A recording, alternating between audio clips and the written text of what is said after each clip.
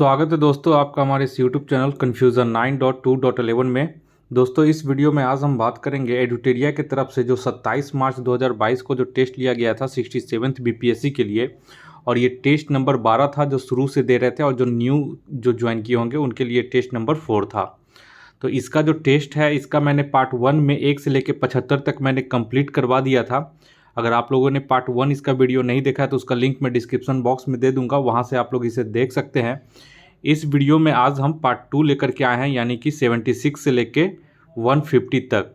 तो यहाँ पे ये पार्ट 2 है और ये फाइनल पार्ट है इस टेस्ट का। तो इस तरह से हमारा ये टेस्ट जो है 12 कंप्लीट हो जाएगा। तो चलिए 75 नंबर हम लोग क्वेश्चन देख लेते हैं। तो यहाँ पे मैं हिंदी में ही केवल करवा रहा हूँ। चलिए, तो इसे मैंने थोड़ा सा जूम कर दिया ताकि आप लोगों को अच्छे से दिख सके। तो 75 यहाँ पे बोल रहा है कि निम्नलिखित में से भारत के किस स्थान पर वर्ष में न्यूनतम वर्षा होती है। तो इसका सही आंसर हो जाएगा, 75 का तो मैंने करवा दिया है, ठीक है। और वैसे इसका आंसर हो जाएगा लेह में। नेक्स्ट है ये 76 में। 76 बोल रहा है कि निम्न में से किस क्षेत्र में भूमध्य सागरीय जलवायु नहीं पाई जाती है। ठीक है, निम्न में से किस क्षेत्र में भूमध्य सागरीय जलवायु नहीं पाई जाती है। तो यहाँ पे देखिए, यहाँ पे मध्य चिली में, संयुक्त राज्य अमेरिका के कैलिफोर्निया के मध्यवर्ती और दक्षिणी तट इसमें भी पाया जाता है, मध्य चिली में भी पाया जाता है, ऑस्ट्रेलिया के दक्षिणी और दक्षिणी पश्चिमी क्षेत्र में भी पाया जाता है, और मोरक्को, नाइजीरिया, ट्यूनीशिया के उत्तरी क्षेत्र में भी पाया जाता है। तो यहाँ पे सभी जगह जो है भूमध्य सागरीय जलवायु पाई जाती हैं। और ऑप्शन में पूछा है कि किस में नहीं पाई जाती हैं, तो यहाँ पे तो सभी जगह पाई जाती हैं, तो उपयुक्त में से कोई नहीं हो जाएगा, ऑप्शन ई। नेक्स्ट है ये 77 में बोल रहा है कि अराल सागर निम्नलिखित में से किन देशों के बीच स्थित है। तो 77 का हो जाएगा ऑप्शन बी, कजाकिस्तान और उज्बेकिस्तान के बीच में अराल सागर स्थित है। नेक्स्ट है ये 78 में बोल रहा है भारत का बृहत्तम भौगोलिक क्षेत्र निम्नलिखित में से किस प्रकार की मृदा से आच्छादित है। तो 78 का यहाँ पे हो जाएगा ऑप्शन, यहाँ पे देखिए सुधार कर लीजिए, इसका ऑप्शन जो है ए हो जाएगा, इंसेप्टिसोल। ठीक है, 78 का यहाँ पे ए हो जाएगा। नेक्स्ट है ये 79 में बोला दक्षिणी अमेरिका के निम्नलिखित में से किस देश से होकर मकर रेखा नहीं गुजरती है। तो दक्षिणी अमेरिका का पूछ रहा है, तो इसका सही आंसर हो जाएगा ऑप्शन ए, बोलिविया से जो है वो मकर रेखा नहीं होकर गुजरती है। नेक्स्ट है 80 नंबर में निम्नलिखित में से कौन सुम्मिलित नहीं है। तो यहाँ पे कौन सुम्मिलित नहीं है, तो यहाँ पे देखिए सभी जो है वो सभी सही सुम्मिलित हैं, तो ऑप्शन ई इसका हो जाएगा। नेक्स्ट है ये 81 नंबर में बोला डोल ड्रम क्या है। तो डोल ड्रम जो है वो भूमध्य रेखीय निम्न दाब की पेटी होती है, तो ये ऑप्शन डी इसका सही हो जाएगा। नेक्स्ट है 82 में, 82 बोल रहा है कि निम्नलिखित में से कौन सुम्मिलित नहीं है। तो 82 का यहाँ पे देख लीजिए कौन सुम्मिलित नहीं है, तो ऑप्शन बी जो है ये सही सुम्मिलित नहीं है। गिरनार जो पहाड़ियाँ हैं वो गुजरात जुन्नागढ़ के पास है। ठीक है, बाकी यहाँ पे कार्डमम पहाड़ियाँ दक्षिण भारत सही है, महादेव पहाड़ियाँ सही है मध्य भारत, मिकिर की पहाड़ियाँ पूर्वोत्तर भारत सही है, केवल बी जो है वो गलत है, तो ऑप्शन बी इसका सही हो जाएगा। 82 हो गया। नेक्स्ट है 83 में, 83 यहाँ पे बोल रहा है कि सिंधु नदी की निम्नलिखित सहायक नदियों को उत्तर से दक्षिण की ओर व्यवस्थित कीजिए। तो उत्तर से दक्षिण की ओर बोल रहा है यहाँ पे, तो देखिए उत्तर से दक्षिण अगर जाइएगा तो झेलम हो जाएगा, उसके बाद चेनाब, उसके बाद रवि, उसके बाद व्यास, उसके बाद सतलज। तो यहाँ पे देख लीजिए 1 4 3 2, यानी कि पहले झेलम हो जाएगा, उसके बाद चेनाब हो जाएगा, और उसके बाद रावी हो जाएगा, उसके बाद सतलज हो जाएगा। तो इस तरह से करके 1 4 3 2 हमारा सही सीक्वेंस हो जाएगा। तो 1 4 3 2 ऑप्शन बी इसका सही हो जाएगा। नेक्स्ट है ये 84 में बोल रहा है कि पापी कोंडा नेशनल पार्क किस राज्य में स्थित है। तो 84 का हो जाएगा ऑप्शन ए, आंध्र प्रदेश में। नेक्स्ट है ये 85 में, 85 बोल रहा है कि 2011 की जनगणना के अनुसार 2001 से 2011 तक भारत की जनसंख्या वृद्धि दर क्या थी। यहाँ पे भारत की पूछ रही है, तो 85 का इसका हो जाएगा ऑप्शन डी, 17.7%। इंपॉर्टेंट है, इसको आप लोग नोट कर लीजिएगा। नेक्स्ट है 86 नंबर में, 86 बोल रहा है निम्नलिखित में से कौन सुम्मिलित नहीं है। तो 86 का इसका हो जाएगा ऑप्शन डी, दुलहस्ती परियोजना जो है वो चेनाब की सहायक नदी चंद्रा नदी पर है, न कि झेलम नदी पर। तो ये जो है हमारा गलत है, बाकी सभी यहाँ पे सही मैच किया हुआ है। नेक्स्ट है 87 में, बुरा भारत में सर्वाधिक मैंग्रोव वन किस राज्य में स्थित है? तो ये तो ऑप्शन बी हो जाएगा, पश्चिम बंगाल में। नेक्स्ट है 88 में बोल रहा है कि भारत सचिव का पद निम्नलिखित में से किसके द्वारा बनाया गया था? बहुत इंपॉर्टेंट क्वेश्चन है, तो इसका सही आंसर हो जाएगा ऑप्शन बी, 1858 के भारत शासन अधिनियम के तहत। और पहला जो भारत सचिव बना था वो लॉर्ड स्टैनली बना था, इसको भी नोट कर लीजिएगा। नेक्स्ट है ये 89 में, 88 हो गया तो 89 में आइए। 89 पे यहाँ बोल रहा है कि बंगाल का अंतिम तथा भारत का प्रथम गवर्नर जनरल कौन था? तो इसका सही आंसर हो जाएगा ऑप्शन सी, विलियम बेंटिंक। और ये 1833 के चार्टर अधिनियम के तहत बंगाल का जो गवर्नर था उसको समाप्त करके भारत का गवर्नर जनरल कर दिया गया था। नेक्स्ट आइए 90 नंबर में, निम्नलिखित को सुमेलित कीजिए, कांग्रेस अधिवेशन और उसका महत्व। तो फैजपुर का जो अधिवेशन हुआ था, कांग्रेस अधिवेशन, हुआ 1937 में हुआ था और यह गांव में हुआ पहला अधिवेशन था। और लाहौर का जो अधिवेशन हुआ था वह 1929 में हुआ था, जिसमें पूर्ण स्वराज की मांग की गई थी। तो बी का 3 हो जाएगा। और कराची अधिवेशन जो 1931 में हुआ था सरदार वल्लभ भाई पटेल के अध्यक्षता में, तो वो था वहाँ पे मौलिक अधिकारों की मांग की गई थी। और दिल्ली जो था, दिल्ली कांग्रेस विशेष सत्र यहाँ पे 1923 में हुआ था, जिसमें सबसे युवा अध्यक्ष द्वारा अध्यक्षता किया गया था, जो कि अब्दुल कलाम आज़ाद थे। तो डी का यहाँ पे 4 हो जाएगा, यानी कि इसका जो हो जाएगा 1 3 2 4। तो देख लेते हैं 1 3 2 4 किस में है, तो 1 3 2 4 ऑप्शन सी इसका सही हो जाएगा। नेक्स्ट आइए 91 में, 91 यहाँ पे बोला कि सरोजनी नायडू के संदर्भ में निम्नलिखित में से क्या असत्य है? तो 91 का यहाँ पे देख लीजिए, इनको भारत कोकिला के नाम यानी कि नाइटिंगेल ऑफ इंडिया के नाम से विभूषित किया गया था, सही है। उत्तर प्रदेश एवं देश की प्रथम महिला राज्यपाल बनने का गौरव इनको प्राप्त है, सही है। इनकी प्रमुख रचनाएं गोल्डन थ्रेशोल्ड एवं ब्रोकन विंग्स आदि हैं, सही है। सरोजनी नायडू भारतीय राष्ट्रीय कांग्रेस की प्रथम महिला अध्यक्ष बनी थी, ये गलत है, ये एनी बेसेंट बनी थी। सरोजनी नायडू अगर पूछता कि भारतीय राष्ट्रीय कांग्रेस की प्रथम भारतीय महिला अध्यक्ष कौन थी, तब सरोजनी नायडू होगा, लेकिन यहाँ पे प्रथम महिला अध्यक्ष पूछा गया है, जो कि एनी बेसेंट हो जाएगा। तो ऑप्शन डी इसका गलत हो जाएगा, यानी ऑप्शन डी ऑप्शन सही है। नेक्स्ट आइए 92 में, लैंड होल्डर्स सोसाइटी का गठन किस वर्ष किया गया था? ये भी बहुत इंपॉर्टेंट क्वेश्चन है। तो लैंड होल्डर्स सोसाइटी का गठन 1838 ईस्वी में किया गया था और ये इनकी जो स्थापना किया था वो द्वारिका नाथ टैगोर के द्वारा किया गया था, जमींदारों लोगों की उनकी मांगों को लेकर के। नेक्स्ट आइए 93 में, बुरा बिहार के पटना में 1632 ईस्वी में किस यूरोपीय कंपनी ने फैक्ट्री की स्थापना की थी? तो 93 का यहाँ पे हो जाएगा ऑप्शन बी, डच ने। और ये जो था पटना कॉलेज के उत्तरी इमारत में इन्होंने अपनी फैक्ट्री स्थापित की थी। नेक्स्ट आइए 94 में, यहाँ पे वास्तविक नाम है, उसकी उपाधियाँ हैं और पूछ रहा है कि कौन इसमें सुमेलित नहीं है। तो 94 के यहाँ पे देखिए, जहांदार शाह लंपट मूर्ख की उपाधि थी, सही है।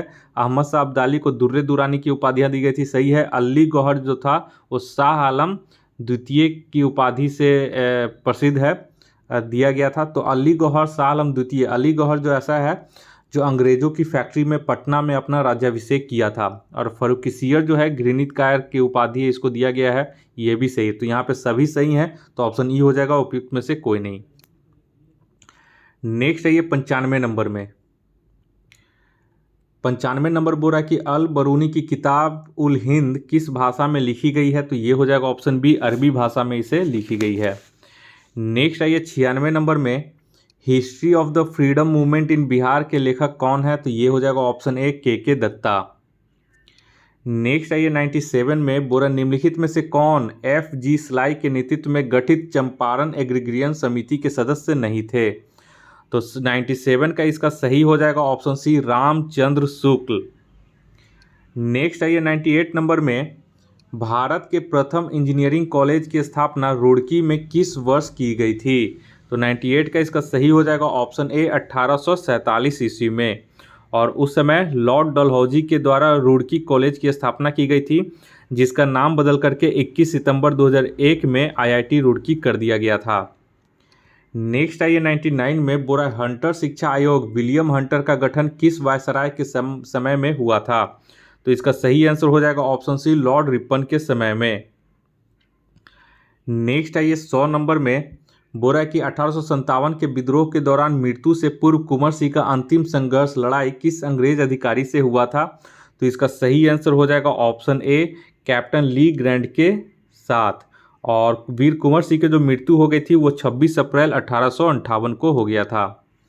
नेक्स्ट आई 101 में इंग्लैंड एवं फ्रांस के बीच सप्तवर्षीय युद्ध कब से कब हुआ था? तो ये जो था ये हो जाएगा ऑप्शन बी 1756 से लेकर 1763 ईस्वी के बीच चला था। नेक्स्ट आई 102 में अमेरिका में यूनाइटेड इंडिया हाउस की स्थापना निम्नलिखित में से किसने की थी? तो यूनाइटेड इंडिया हाउस की जो स्थापना था वो 1908 में तारकनाथ दास ने की थी। तो ए इसका सही हो जाएगा। अगर यूएसए में पूछे कहाँ पे, तो ये यूएसए में सिएटल के पास। 102 हो गया। नेक्स्ट आई 103 में 103 यहाँ पे बोल रहा है कि निम्नलिखित में से किसने कांग्रेस को डफरिन के दिमाग की उपज कहा था? तो 103 का यहाँ पे सही आंसर हो जाएगा ऑप्शन सी हो जाएगा। लाला लाजपत राय ने कांग्रेस को डफरिन के दिमाग की उपज कहा था। नेक्स्ट आई 104 नंबर में आज़ाद हिंद फौज की अस्थायी सरकार में महिला संगठन का जिम्मा किसके हाथ में था? तो यहाँ पे हो जाएगा ऑप्शन डी लक्ष्मी स्वामीनाथन के हाथ में। 105 में आइए 10 अगस्त 1920 को हुई सेब्रेस की संधि की संबंध किस भारत के साथ किस महत्वपूर्ण आंदोलन से था? तो 105 के यहाँ पे सही हो जाएगा ऑप्शन सी खिलाफत आंदोलन। 10 अगस्त 1920 को हुई सेब्रेस की संधि का जो संबंध भारत के खिलाफत आंदोलन से संबंधित था। नेक्स्ट आई 106 नंबर में बोला निम्नलिखित घटनाओं का सही कालानुक्रम में सजाइए। तो देखिए खुदीराम बोस का जो फांसी पे चढ़ाया गया था 1908 ईस्वी में, स्वदेशी आंदोलन की शुरुआत हुई थी 1905 में, और मुस्लिम लीग की स्थापना हुआ था 1906 में। तो इस तरह से यहाँ पे हो जाएगा 2, 3, 1। ठीक है, तो 2, 3, 1 ऑप्शन बी में है तो सही हो जाएगा। नेक्स्ट आई 107 नंबर में निम्नलिखित में से कौन औपनिवेशिक भारत में साम्यवादी कम्युनिस्ट नेता नहीं थे? तो इसका सही हो जाएगा ऑप्शन बी पीसी रे। और पीसी रे जो है प्रफुल्ल चंद्र करके नाम है इनका, प्रफुल्ल चंद्र राय नाम है पूरा। पीसी रे का नाम याद कर लीजिए, प्रफुल्ल चंद्र राय। और इन्हें जो है भारत में रसायन विज्ञान के जनक के नाम से जाना जाता है, क्योंकि इन्होंने बंगाल केमिकल स्वदेशी स्टोर की स्थापना कलकत्ता में किए थे। नेक्स्ट आई 108 नंबर में बोला है कांग्रेस के किस अधिवेशन में कांग्रेस का संविधान तैयार किया गया था?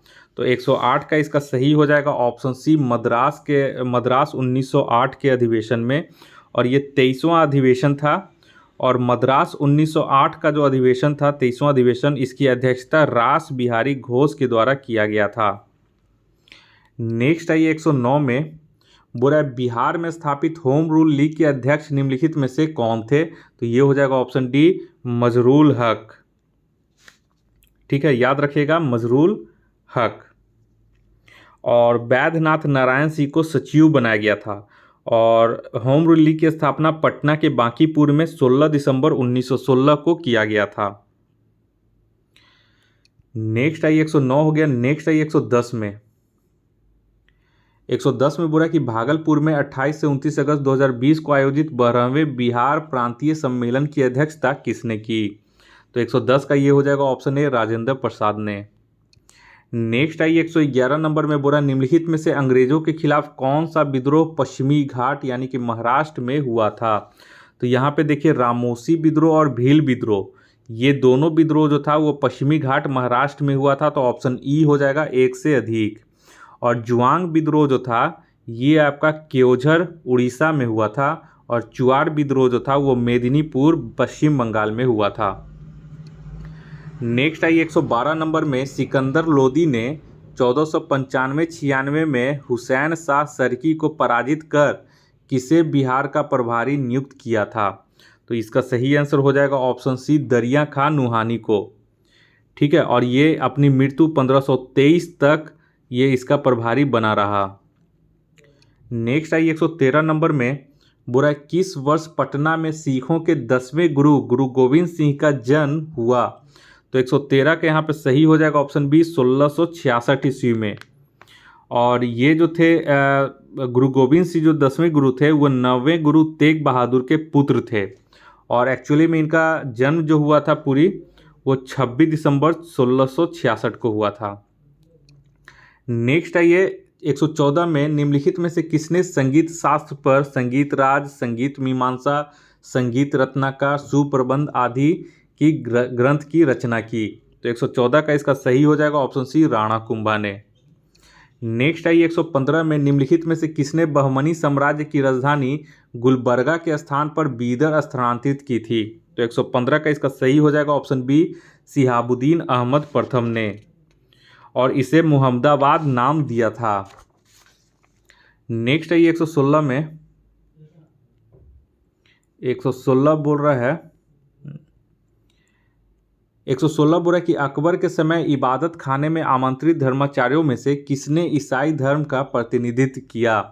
तो यहाँ पे दो लोगों ने प्रतिनिधित्व किया था। यहाँ पे एक हो जाएगा एकाबीवा और दूसरा हो जाएगा मोसेरात। तो एक से अधिक हो जाएगा ऑप्शन ई, उपयुक्त में से एक से अधिक, यानी कि बी और सी बोथ। नेक्स्ट आई 117 में, निम्नलिखित में से किसने फिरोज तुगलक को सल्तनत युग का अकबर कहा है? तो इसका सही आंसर हो जाएगा ऑप्शन बी, एलिफिंस्टन ने। और फिरोज तुगलक का जो कार्यकाल था वो 1351 से 1388 के बीच में रहा था। और इसका जो सामाजिक कल्याण के हेतु जो किया गया कार्य था उसको देखते हुए एलिफिंस्टन ने इसे सल्तनत युग का अकबर कहा था। नेक्स्ट आइए 118 में, बोला निम्नलिखित में से किसने दिल्ली में बैतुल उल उलूम नामक पुस्तकालय की स्थापना की? तो 118 के यहाँ पे हो जाएगा ऑप्शन सी, जेबू निसा ने दिल्ली में बैतुल उल उलूम की पुस्तकालय की स्थापना की। बहुत इंपॉर्टेंट क्वेश्चन है, 118 याद रखिएगा। और यहाँ पे एक चीज़ और याद रखिए कि जेबू निसा जो है वो औरंगजेब की पुत्री है। और क्या हुआ था कि अकबर से पत्राचार करने के, उस समय के तत्कालीन शहजादा अकबर के साथ पत्राचार करने के कारण औरंगजेब ने इसे अपने राज्य से निकाल करके दिल्ली भेज दिया था, जिसके कारण वहाँ पे फिर दिल्ली में इन्होंने बैतुल उल उलूम का एक पुस्तकालय की स्थापना किया। नेक्स्ट आई 119 में, सांची के स्तूप का निर्माण निम्नलिखित में से किसने करवाया था? तो 119 के यहाँ पे हो जाएगा ऑप्शन ए, अशोक ने। नेक्स्ट आई 120 में, जैन धर्म की पहली महिला भिक्षुणी कौन थी? तो ये हो जाएगा ऑप्शन डी, चंदना। चंपा के शासक दधिवाहन की पुत्री जो थी वो चंदना थी। नेक्स्ट आई 121 नंबर में, निम्न में से कौन से युग्म सुम्मिलित नहीं है? तो 121 का यहाँ पे हो जाएगा कौन सुम्मिलित नहीं है पूछ रहा है। तो यहाँ पे देखिए सभी जो क्षेत्र हैं वो सभी सुम्मिलित हैं। नेक्स्ट आई 122 में, पंचविंश ब्राह्मण किस वेद का ब्राह्मण ग्रंथ है? तो 122 का यहाँ पे सही हो जाएगा ऑप्शन सी, साम वेद का ये एक ब्राह्मण ग्रंथ है। पंचविंश ब्राह्मण याद रखिएगा किसका है? तो पंचविंश ब्राह्मण जो हो जाएगा वो साम वेद का ब्राह्मण ग्रंथ हो जाएगा। नेक्स्ट आई 123 नंबर में, निम्नलिखित में से किसने मौर्य वंश के पतन के कारण आर्थिक संकट बताया है? तो 123 का इसका सही हो जाएगा ऑप्शन बी, डी कौशंबी ने। नेक्स्ट आई 124 में, 124 में बोल रहा है कि भारत का भूगोल ज्योग्राफी नामक पुस्तक निम्नलिखित में से किसने लिखी है? तो ये हो जाएगा ऑप्शन डी, टॉलमी ने दूसरी शताब्दी में। याद रखिएगा भारत का भूगोल यानी कि भारत का ज्योग्राफी टॉलमी ने लिखा है। नेक्स्ट आई 125 में, निम्नलिखित में से कौन सा युग्म सुम्मिलित नहीं है? तो 125 का यहाँ पे ऑप्शन डी जो है, चोल वंश दंती दुर्ग, ये सही सुम्मिलित नहीं है। चोल वंश का जो संस्थापक था वो विजयालय था। याद रखिएगा चोल वंश का कौन था संस्थापक? विजयालय। और दंती दुर्ग किसका संस्थापक था? तो राष्ट्रकूट वंश की संस्थापक दंती दुर्ग था। बाकी यहाँ पे गढ़वाल वंश चंद्रदेव सही है, हूण वंश तोरमन सही है, कलचुरी वंश कोकल सही है। तो ये भी इंपॉर्टेंट है, नोट कर लीजिएगा। नेक्स्ट है 126 नंबर में, बोल रहा है 6ठी से 4ठी शताब्दी ईसा पूर्व में मगध सर्वाधिक शक्तिशाली राज्य के रूप में उभरा और इतिहासकारों के अनुसार इसके क्या कारण थे। तो 126 का यहाँ पे सही हो जाएगा ऑप्शन डी, 1 2 3 4 यानी कि सभी इसके कारण थे। मगध के सर्वाधिक शक्तिशाली राज्य के रूप में उदय का ये सभी जो कारण दिए गए हैं 1 2 3 4 वो सभी कारण थे, तो ऑप्शन डी इसका सही हो जाएगा। नेक्स्ट आई 127 में किस भारतीय शासक ने हूण शासक मिहिर कुल को पराजित किया। तो 127 का यहाँ पे हो जाएगा ऑप्शन सी, यशोधर्मन ने। ये भी याद रखिएगा, हूण शासक मिहिर कुल को पराजित किया किसने, यशोधर्मन ने। और हूण वंश का जो संस्थापक था वो तोरणमल था। नेक्स्ट आई 128 नंबर में कीमतों में वृद्धि लेकिन घटती समृद्धि और रोजगार की घटना इंगित करती है, तो किसको इंगित करती है, तो यहाँ पे ऑप्शन सी हो जाएगा, ये स्टैगफ्लेशन को इंगित करती है। नेक्स्ट आइए 29 नंबर में 129 में वर्तमान में आरबीआई ने अपनी मौद्रिक नीति का मापन किसके आधार पर करता है, तो ये तो हो जाएगा ऑप्शन बी, सीपीआई संयुक्त यानी कि consumer price index combined. Next आइए 130 नंबर में 130 बोल रहा है कि निम्नलिखित में से कौन सा कर्व कर दर और कर राजस्व के बीच के संबंध दर्शाता है। क्या बोल रहा है यहाँ पे, निम्नलिखित में से कौन सा कर्व कर दर और कर राजस्व के बीच संबंध को दर्शाता है, तो 130 का हो जाएगा ऑप्शन ए, लॉफर कर्व। ठीक है। नेक्स्ट है 131 में वर्ष 2020-21 में भारत के किस राज्य में मक्का का सर्वाधिक उत्पादन हुआ है। यहाँ पे 20-21 पूछ रहा है वर्ष, तो याद रखिएगा 20-21 में जो हुआ था वो कर्नाटक में सर्वाधिक मक्का का उत्पादन हुआ है। नेक्स्ट है 132 में वर्ष 2020-21 में वर्तमान कीमतों पर निम्न में से किस राज्य का निवल राज्य घरेलू उत्पाद सबसे अधिक रहा, तो 132 का हो जाएगा सही आंसर ऑप्शन डी, तमिलनाडु का, और ये था करीब 17,16,544 करोड़ रुपए। नेक्स्ट आइए 133 नंबर में स्थिर कीमतों पर वर्ष 2021-22 में कृषि और संबंध क्षेत्र का सकल मूल्य संवर्धन जीवीए की वार्षिक वृद्धि दर कितनी थी, तो 133 का यहाँ पे हो जाएगा ऑप्शन डी, 3.9%। यहाँ पे याद रखिए जीवीए का फुल फॉर्म जो इंग्लिश में होता है ग्रॉस वैल्यू एडेड होता है। नेक्स्ट आई 134 में बोला कि प्रचलित मूल्यों पर वर्ष 2021-22 में सकल मूल्य संवर्धन में कृषि और संबंधित क्षेत्र का हिस्सा है, तो 134 का ये हो जाएगा ऑप्शन ए, 18.8%। नेक्स्ट है 135 में बिहार के निम्न में से किस जिले में वनावरण का क्षेत्रफल न्यूनतम है। यहाँ पे वनावरण है न कि वृक्षावरण है, आप लोग कंफ्यूज मत कीजिएगा। यहाँ पे वनावरण का क्षेत्र न्यूनतम पूछ रहा है, तो ये हो जाएगा ऑप्शन 135 का सी हो जाएगा, शेखपुरा। नेक्स्ट आई 136 में बोला वनावरण के प्रतिशत की दृष्टि से बिहार के निम्नलिखित जिलों का सही अवरोही क्रम में यानी कि घटते हुए क्रम में सजाना है, तो यहाँ पे हो जाएगा इसका सही answer option B, Kaimur, Jamui, Nawada, उसके बाद मुंगेर। नेक्स्ट आई 137 नंबर में 137 बोल रहा है कि बिहार आर्थिक सर्वेक्षण 2021-22 के अनुसार प्याज के उत्पादन में राज्य में वर्ष 2020-21 में कौन सा जिला शीर्ष पर रहा, तो ये हो जाएगा option A, Nalanda.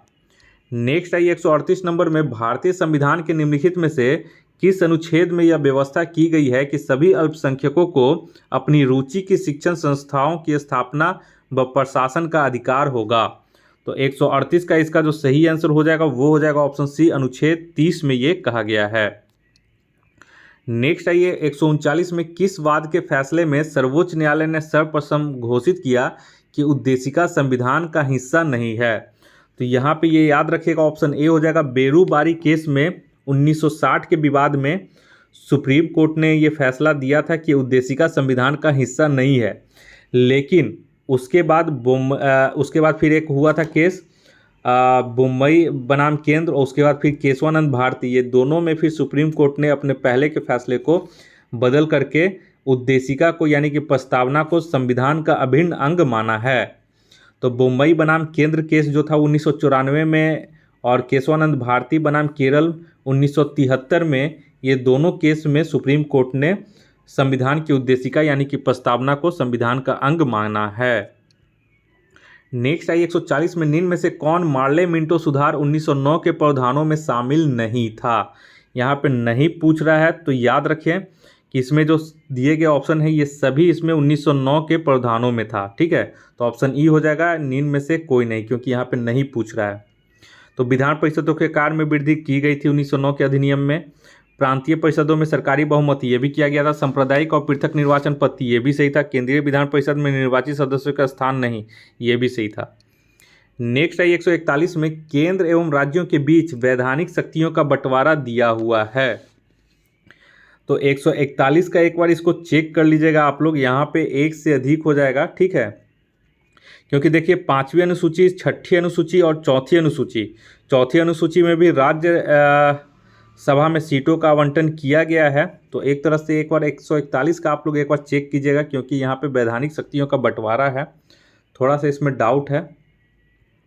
Next I 142 में मूल अधिकारों का निम्न में से कौन सा वर्ग अस्पृश्यता की समाप्ति का समाविष्ट करता है। तो ये हो जाएगा ऑप्शन डी, समानता का अधिकार। क्योंकि देखिए अस्पृश्यता की समाप्ति जो है वो आर्टिकल 17 में है, और समानता का जो अधिकार है वो आर्टिकल 14 से लेकर आर्टिकल 18 तक में इसका वर्णन किया गया है। तो ये जो है इसी में आ जाएगा। नेक्स्ट आई 143 में 143 बोल रहा है कि प्रिवेंटिव डिटेंशन के अंतर्गत एक व्यक्ति को बिना मुकदमा चलाए बंदी बनाए रखा जा सकता है। प्रिवेंटिव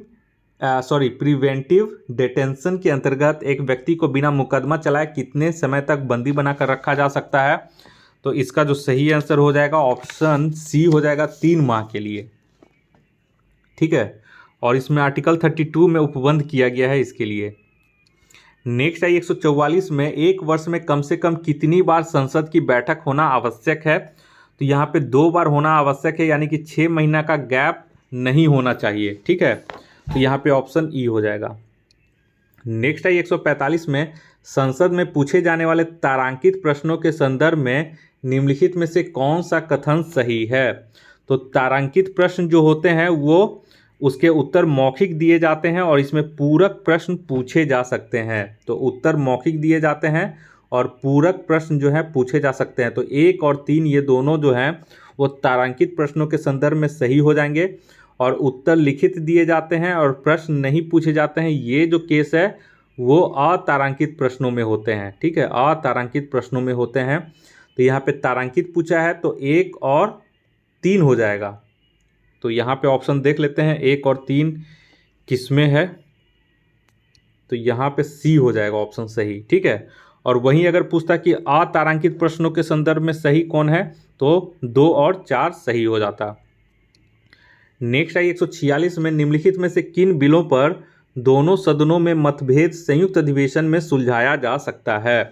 तो 146 का यहाँ पे सही हो जाएगा ऑप्शन बी, 1 और 4, यानी कि साधारण विधेयक और प्राइवेट मेंबर विधेयक जो है वो दोनों सदनों में मतभेद होने पर संयुक्त अधिवेशन बुलाकर सुलझाया जा सकता है, लेकिन धन संबंधी और संवैधानिक संशोधन विधेयक में संयुक्त अधिवेशन नहीं बुलाया जा सकता।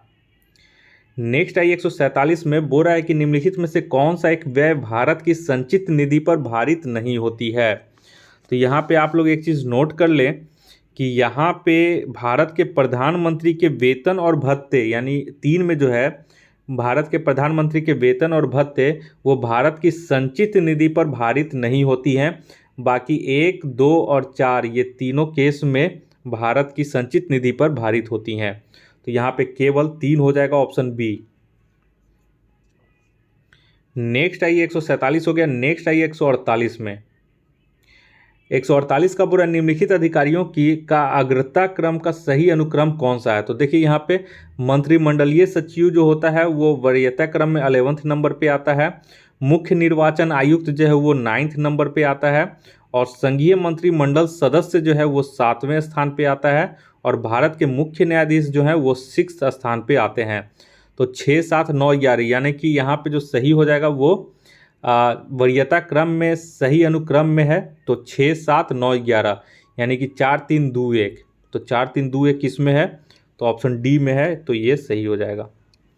नेक्स्ट है ये 149 में निम्नलिखित में से कौन अपने पद की शपथ नहीं लेता है? तो यहाँ पे हो जाएगा ऑप्शन डी, लोकसभा का अध्यक्ष जो है वो अपने पद का शपथ नहीं लेता है, क्योंकि ये जो है ये संसद सदस्य के रूप में पहले ही शपथ ले लेता है। जब लोकसभा अध्यक्ष बनता है तो इसे फिर शपथ लेने की जरूरत नहीं होती। नेक्स्ट आइए, और इस टेस्ट का आखिरी क्वेश्चन हो गया है 150 नंबर। वर्तमान में लोकसभा में अनुसूचित जाति यानी कि शेड्यूल कास्ट और जनजाति यानी कि शेड्यूल ट्राइब, ठीक है, के लिए आरक्षित स्थानों की संख्या क्रमशः है लोकसभा में। तो यहाँ पे ऑप्शन डी हो जाएगा 84 एससी के लिए और 47 जो है एसटी सीट के लिए रिजर्व है। तो इस तरह से करके ये 12 क्वेश्चन भी हमारा पार्ट 2 यानी कि फाइनल पार्ट में कंप्लीट हो चुका है, और उम्मीद करते हैं कि आप लोग ये टेस्ट सीरीज पसंद कर रहे होंगे। और आगे भी इस तरह का वीडियो पाने के लिए आप हमारे इस चैनल को सब्सक्राइब कर लें, ताकि मैं कोई भी अपने चैनल पे वीडियो अपलोड करूं तो उसका नोटिफिकेशन सबसे पहले आपके मोबाइल तक पहुंच सके। इस वीडियो को देखने के लिए आप लोग का बहुत बहुत शुक्रिया। आपका दिन मंगलमय हो। धन्यवाद।